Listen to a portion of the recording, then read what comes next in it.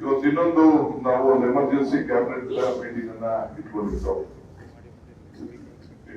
ಈಗ ಅದೇ ಮುಗಿಸಿ ನಾವೆಲ್ಲ ಬಂದಿದ್ದೇವೆ. ನಮ್ಗೆಲ್ಲ ಗೊತ್ತಿದೆ, ಗವರ್ನರ್ ಅವರು ಈಗಾಗಲೇ ಮುಖ್ಯಮಂತ್ರಿಗಳ ಪ್ರಾಸಿಕ್ಯೂಷನ್ಗೆ ಅನುಮತಿಯನ್ನು ಕೊಟ್ಟಿದ್ದಾರೆ. ಎಂಟೈರ್ ಕ್ಯಾಬಿನೆಟ್ ಈ ವಿಚಾರವನ್ನ ಮತ್ತೆ ಖಂಡನೆ ಮಾಡಲಿಕ್ಕೆ ನಾವು ಈಗಾಗಲೇ ತೀರ್ಮಾನವನ್ನ ಮಾಡಿದ್ದೇವೆ. ಯಾಕೆಂದ್ರೆ ಕಾನೂನು ಬಾಹಿರ, ಸಂವಿಧಾನ ವಿರುದ್ಧ, ಪ್ರಜಾಪ್ರಭುತ್ವದ ವಿರುದ್ಧ ಈ ಒಂದು ತೀರ್ಮಾನವನ್ನ ಮಾಡಿದ್ದಾರೆ. ನಾವೆಲ್ಲ ಸೇರಿ ಒಗ್ಗಟ್ಟಿನಿಂದ ಈ ವಿಚಾರದಲ್ಲಿ ಕ್ಯಾಬಿನೆಟ್ ಇದನ್ನ ಖಂಡನೆ ಮಾಡಿದೆ. ಇದು ಮಾಡಿದಂತ ತೀರ್ಮಾನ ಸರಿ ಇಲ್ಲ ಅಂತ ಹೇಳಿ. ಮುಖ್ಯವಾಗಿ ಒಂದು ಬಹಳ ಪ್ರಮುಖವಾದಂತಹ ಒಂದು ತೀರ್ಮಾನ ಏನಂದ್ರೆ, ಇಡೀ ಕ್ಯಾಬಿನೆಟ್ ಮತ್ತು ಪಕ್ಷ ಎರಡೂ ಸೇರಿ ನಾವೆಲ್ಲ ಒಗ್ಗಟ್ಟಿನಿಂದ ಕರ್ನಾಟಕ ರಾಜ್ಯದ ಮುಖ್ಯಮಂತ್ರಿಗಳ ಪರವಾಗಿ ಇದ್ದೇವೆ. ಯಾವ ಕಾರಣಕ್ಕೂ ಯಾವ ಒತ್ತಡಕ್ಕೂ ಕೂಡ ಮಾಡಿದು ರಾಜೀನಾಮೆ ಕೊಡುವಂತ ಪ್ರಶ್ನೆ ಉದ್ಭವ ಆಗುವುದಿಲ್ಲ. It is a firm commitment of the cabinet, government and the entire legislators. ಇದು ನಮ್ಮ ಪಕ್ಷದ ತೀರ್ಮಾನ.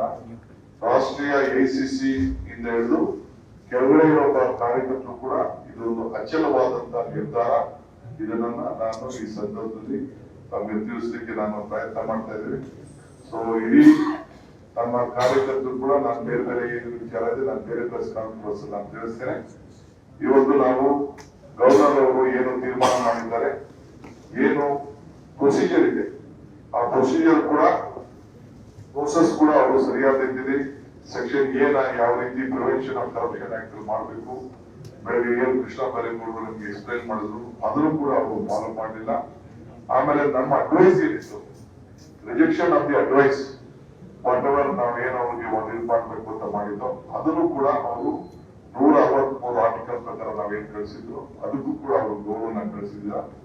ಆಮೇಲೆ ಅವರು ಏನು ಅವರು ಆರ್ಡರ್ ನಲ್ಲಿ ಕಳಿಸ್ಕೊಟ್ಟಿದ್ದಾರೆ, he has given a selective reporting of Supreme Court cases. ನಾವು 7 ಜನ ಇರುವಂತ ಜಡ್ಜ್ಮೆಂಟ್ ಕೂಡ ನಾವು ಅದನ್ನು ತಿಳಿಸಿದ್ದೇವೆ.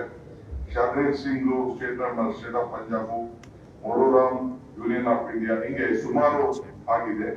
ಸೊ ಅದೆಲ್ಲ ನಾವು ತಿಳಿಸಿದ್ದೇವೆ. ಯಾರು ಕೂಡ ಅವರು ಗಣನೆಗೆ ತೆಗೆದುಕೊಂಡಿಲ್ಲ, ತಮ್ಮ ಕ್ಯಾಬಿನೆಟ್ ನೋಟ್ ನಲ್ಲಿ ನಾವು ಮಾಡಿಲ್ಲ. ಆದ್ರಿಂದ ನಮ್ಮ ಸೆಂಟ್ರಲ್ ಗವರ್ಮೆಂಟ್ ಉಪಯೋಗಿಸಿಕೊಂಡು ಗವರ್ನರ್ ಆಫೀಸ್ ಉಪಯೋಗಿಸಿಕೊಂಡು ಏನು ರಾಜಕಾರಣ ನಡೀತಾ ಇದೆ, ಇದಕ್ಕೆ ನಾವು ನಮ್ಮ ಧಿಕ್ಕಾರವನ್ನ ನಾವು ಇಲ್ಲಿ ಹೇಳಲೇಬೇಕಾಗಿದೆ.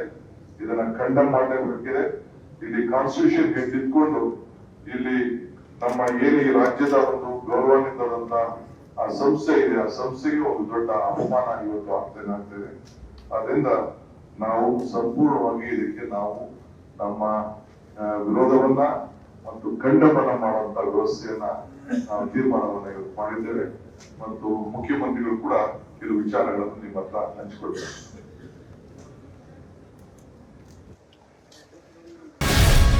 ಗ್ಯಾರಂಟಿ ನ್ಯೂಸ್, ಸುದ್ದಿ ಖಚಿತ, ನ್ಯಾಯ ನಿಶ್ಚಿತ.